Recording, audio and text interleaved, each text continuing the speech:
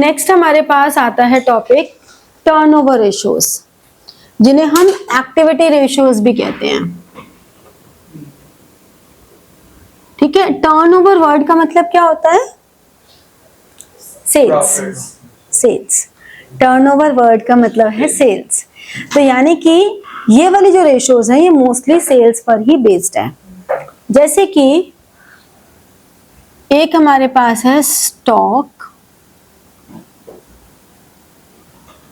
या inventory turnover ratio.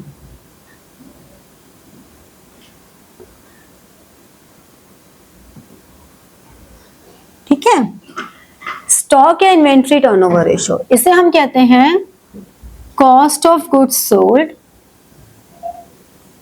Upon average inventory.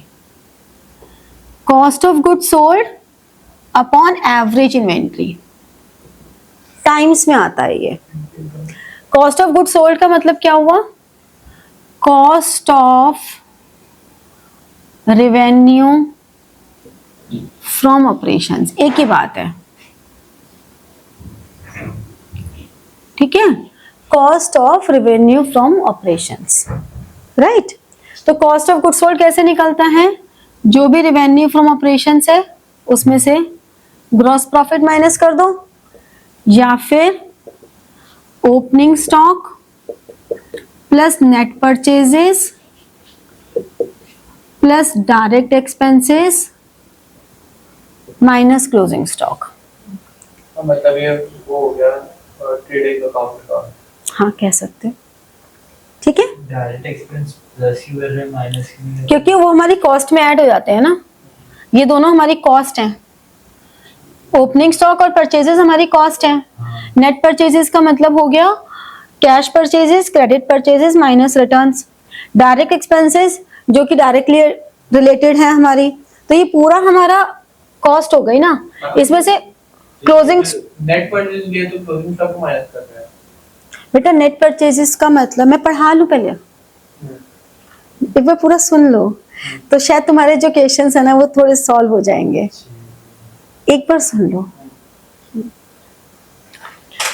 तो हमें कहते हैं opening stock plus net purchases plus direct expenses minus closing stock, ये हमारी है cost of goods sold.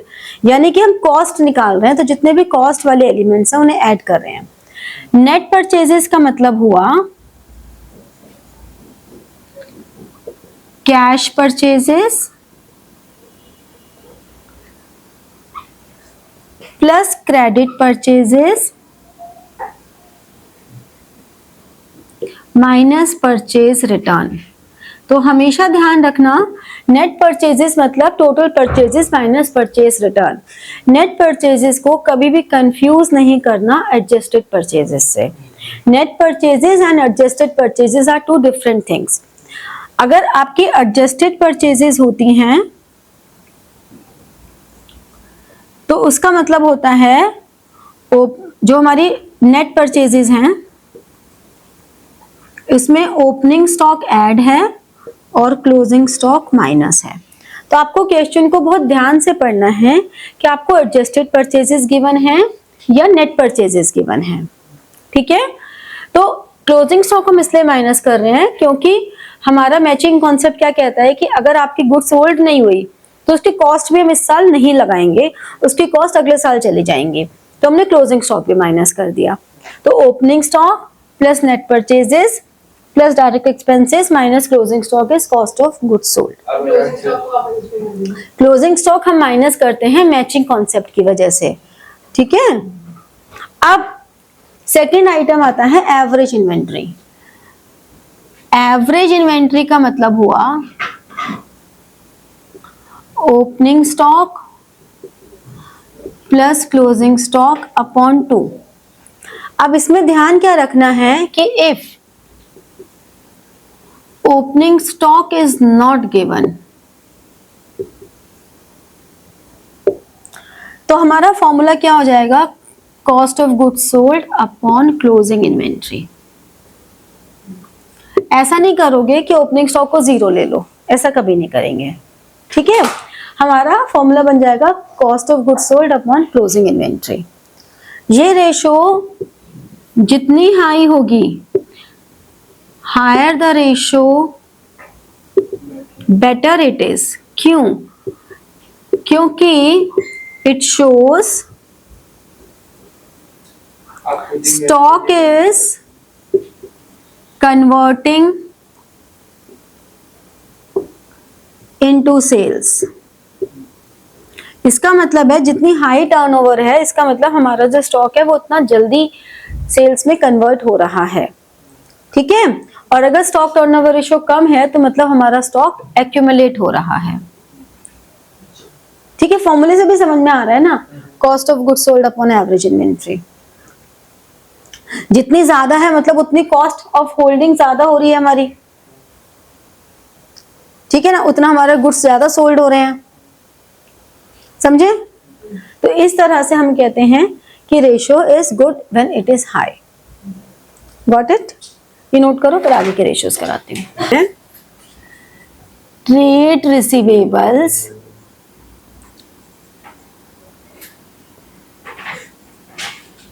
Turnover ratio. ठीक है, इसका नाम हम होने को डेटर्स टर्नओवर रेशियो भी बोल देते हैं। डेटर्स टर्नओवर रेशियो, ये भी इसका नाम बोला जा सकता है। ठीक है, but trade receivable is more appropriate and technical term. इसमें फॉर्मूला क्या होता है? Net credit sales upon average receivables. वही आंसर टाइम्स में आएगा। नेट क्रेडिट सेल्स का मतलब भी वही सेम चला कि जो टोटल क्रेडिट सेल्स हैं, total credit sales minus sales return out of credit sales. ठीक है, समझ में आई ये बात? अब एवरेज रिसीवेबल्स का मतलब क्या हुआ? हमारे पास दो तरह के रिसीवेबल्स होते हैं। कौन कौन से? Average debtors plus average bills receivables. ठीक है, और एवरेज का मतलब वही हो गया ओपनिंग प्लस क्लोजिंग अपॉन 2। बेटा मैं पढ़ा लूंगी तो मैं सब बताऊंगी। तो एवरेज का मतलब क्या हुआ कि opening debtors plus closing debtors upon 2, opening bills receivable plus closing bills receivable upon 2। ठीक है, अब जो हमें इसमें बातें ध्यान रखनी है वो क्या है? पहली बात तो हमें ध्यान रखनी है किसी भी तरह का जो प्रोविजन फॉर डाउटफुल डेब्ट्स है उसे इग्नोर कर देना है। प्रोविजन फॉर डाउटफुल डेब्ट्स को हमें कंसिडर नहीं करना। मतलब अगर डेटर्स लिखे हैं 5 लाख लेस प्रोविजन 1 लाख, तो हमें 1 लाख को कंसिडर नहीं करना, हमें 5 लाख ही लेने हैं, माइनस करके वाली वैल्यू नहीं लेनी। दूसरी चीज, इफ ओपनिंग डेटर्स या bills receivables are not given, तो हमारा फॉर्मूला हो जाएगा net credit sales upon trade receivables. मतलब ये क्लोजिंग वाले ही हैं जिनको हम लिख रहे हैं। हमें कभी भी ये नहीं करना कि ओपनिंग को 0 ले लो। ठीक है, एक तो ये बात हो गई। दूसरा हमें कहते हैं कि रेशो जितनी हायर होगी, higher the ratio better it is. क्यों होगी? क्योंकि जितनी रेशो हमारी ज्यादा होगी, जितनी हाई रेशो होगी, it means debtors are paying good, debtors are paying timely, या हम कह सकते हैं कि हमारी क्रेडिट पॉलिसी इज गुड। अगर हमारी हाई रेशियो है इसका मतलब वो डेटर्स कैश में जल्दी कन्वर्ट हो रहे हैं। ठीक है, इसी से एक हमारे पास कॉरेस्पॉन्डिंग आता है एवरेज डेब्ट कलेक्शन पीरियड। एवरेज डेब्ट कलेक्शन पीरियड क्या होता है? अगर हमें डेज में आंसर चाहिए तो 365, वीक्स में चाहिए तो 42, मंथ्स में चाहिए तो 12 upon trade receivables turnover ratio. अगर हमने 365 लिया है ऊपर तो आंसर आएगा डेज में, अगर हमने 52 लिया है तो आंसर वीक्स में, और 12 लिया है तो आंसर मंथ्स में। एक और फ्लेक्सिबिलिटी हो सकती है तुम्हारी, अगर कैलकुलेशंस में ऐसा हो कि 365 से कैलकुलेशन थोड़ी ऑकवर्ड सी आ रही है तो 365 की जगह तुम 360 डेज लेके भी कर सकते हो, कोई दिक्कत नहीं है। पहली बात तो आपको हमेशा क्वेश्चन में मेंशन नहीं होगा कि आपको कितने डेज इन अ ईयर लेने हैं, 364 लेने हैं, 365 लेने हैं या 360 लेने हैं। नहीं तो आप ले लो और अपनी बात को मेंशन कर दो। दूसरा, 52 वीक्स की जगह 48 भी हो सकता है। हम मेंशन का मतलब आर्टिकल दिया सर।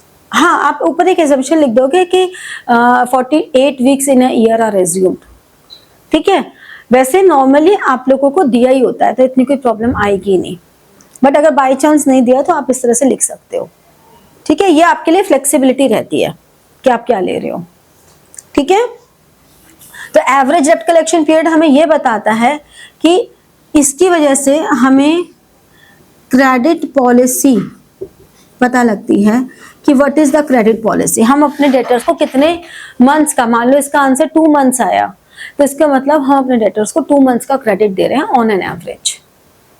अगर इसका आंसर मान लो 45 डेज आया तो इसका मतलब हम अपने डेटर्स को ऑन एन एवरेज 45 डेज का क्रेडिट दे रहे हैं, ठीक है। Got it? चलो, नेट क्रेडिट सेल्स में क्या क्या आता है? जो जितनी भी हमने क्रेडिट सेल्स, हाँ, जितनी भी हमने क्रेडिट सेल्स की हैं उसमें से जो returns out of credit sales हुई हैं, बस। और ट्रेड रिसीवेबल्स में क्या आता है? 2 चीजें आई ना, डेटर्स और बिल्स रिसीवेबल। देखो ना, रिसीवेबल्स में ये डेटर्स आए और ये बीआर आया। एवरेज रिसीवेबल्स नहीं, ये ट्रेड रिसीवेबल्स, ये क्या है ना डिनोमिनेटर। यही तो रिसीवेबल्स का मतलब ही डेटर्स और बीआर हुआ ना।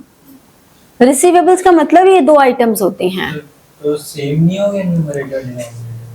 क्यों? ये तो नेट क्रेडिट सेल्स है और ये रिसीवेबल्स हैं, सेम कैसे होगा? तो जिनको क्रेडिट सेल्स करिए वही तो रिसीवेबल्स हाँ। होंगे। उनमें से कुछ ने पेमेंट भी तो कर दी होगी, हमने क्रेडिट सेल्स किए हैं, अच्छा, हमने क्रेडिट सेल्स किए हैं, हाँ, तो जिनको हमने क्रेडिट सेल्स किए उनसे पेमेंट भी तो आ गई, क्रेडिट सेल्स हैं। तो नीचे वाली माइनस करके और ऊपर वाली बिना माइनस करके। हाँ, मतलब ये तो हमारे रिसीवेबल्स हैं जिनको हमने बीआर इशू किए हैं, ये हमारे डेटर्स हैं और ये हमारी सेल्स हैं, 2 अलग अलग चीजें हैं। तो फिर ये over a period of time देखते होंगे। हाँ, वो तो हमें over a period of time में इंफॉर्मेशन दी होती है। मैम नेट क्रेडिट सेल्स में क्या क्या कंपोनेंट्स हैं? अब नेक्स्ट हमारे पास आती है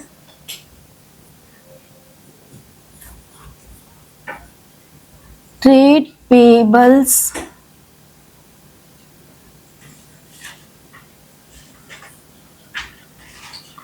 टर्नओवर रेशो। बिल्कुल वैसी की वैसी ही है जैसे रिसीवेबल्स थी, उसमें नेट क्रेडिट पर, जैसे ट्रेड पेबल्स है तो इसको हम क्रेडिटर्स भी कह सकते हैं। दूसरी बात, जैसे उसमें नेट क्रेडिट सेल्स थी, इसमें नेट क्रेडिट परचेजेस आ जाएंगे अपॉन एवरेज पेबल्स।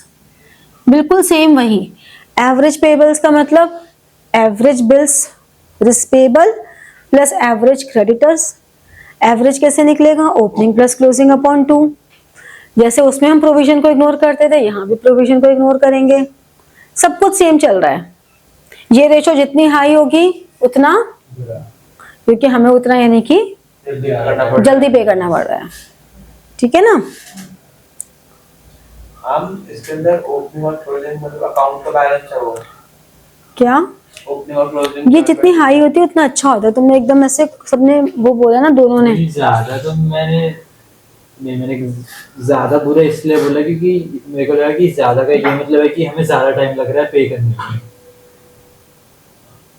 हाँ, अर्ली पेमेंट्स करनी पड़ रही है ना, वही तो वही तो क्या, हाई टर्नओवर का मतलब हमें जल्दी पे करना पड़ रहा है। ऐसा होता है। तो लगे हाई होगा तो बुरा होगा। मतलब अगर हाई टर्नओवर रेशो है, ये हाई जितनी होगी, हायर द रेशो, बुरा या अच्छा की बात ही नहीं कर रहे हम, यहाँ पे कह रहे हैं अगर रेशो हाई है तो हमें अर्ली पेमेंट्स करनी पड़ेंगी। सिंपल सी बात है ना, जैसे डेटर्स टर्नओवर रेशो हाई है मतलब हमें अर्ली कलेक्शंस मिल रही हैं, और क्रेडिटर्स टर्नओवर रेशो हाई है मतलब हमें अर्ली पेमेंट करनी है। स्टॉक टर्नओवर रेशो हाई है मतलब हमारा वो अर्ली स्टॉक जो है वो अर्ली सेल्स में कन्वर्ट हो रहा है। तो जितनी भी हाई है वो अर्ली पे लिंक हो रही है। तो अब इसमें भी नेट क्रेडिट परचेजेस वही हो जाएगा same, total credit purchases minus credit return. Average payables मतलब average creditors plus average bills payable, average opening plus closing upon 2, provision नहीं लेना, सब कुछ सेम है। ऐसे ही हमारा एवरेज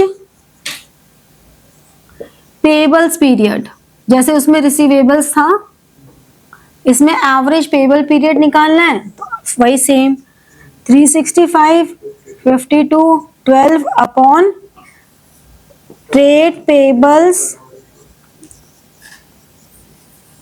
टर्नओवर रेशोस। ठीक है ना, सारी सेम कहानी है, बिल्कुल बिल्कुल सेम है। तो ये 3 रेशोज ऐसी थी, inventory turnover ratio, trade receivables turnover ratio और trade creditors payables turnover ratio, जिसमें हमारा न्यूमरेटर चेंज हो रहा था। डिनोमिनेटर सब में एवरेज ही आ रहे हैं, कॉरेस्पॉन्डिंग वेरिएबल्स जो हम निकाल रहे हैं। जब इन्वेंट्री कर रहे थे तो एवरेज इन्वेंट्री आ रहा था, जब ट्रेड रिसीवेबल्स टर्नओवर कर रहे थे तो एवरेज रिसीवेबल्स आ रहा था, यहाँ पे एवरेज पेबल्स आ रहा है, लेकिन सबका डिनोमिनेटर डिफरेंट, मतलब सेम लॉजिक पे चल रहा है और न्यूमरेटर डिफरेंट है। अब जो हमारी बाकी 3 रेशियोज हैं, वर्किंग कैपिटल,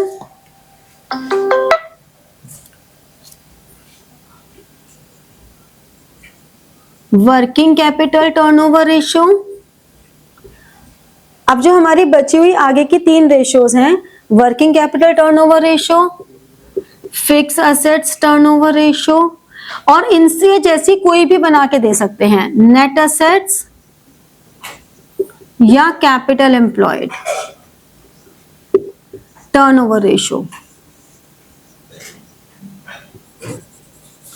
ठीक है, और इसमें किसी भी वेरिएबल के साथ टर्नओवर निकाल के दे सकते हैं। सबका फॉर्मूला कैसे, revenue from operations upon working capital, revenue from operations upon fix assets, revenue from operations upon capital employed. सब में सेम लॉजिक चलेगा। ऐसे करके करंट एसेट्स टर्नओवर रेशियो दे सकते हैं।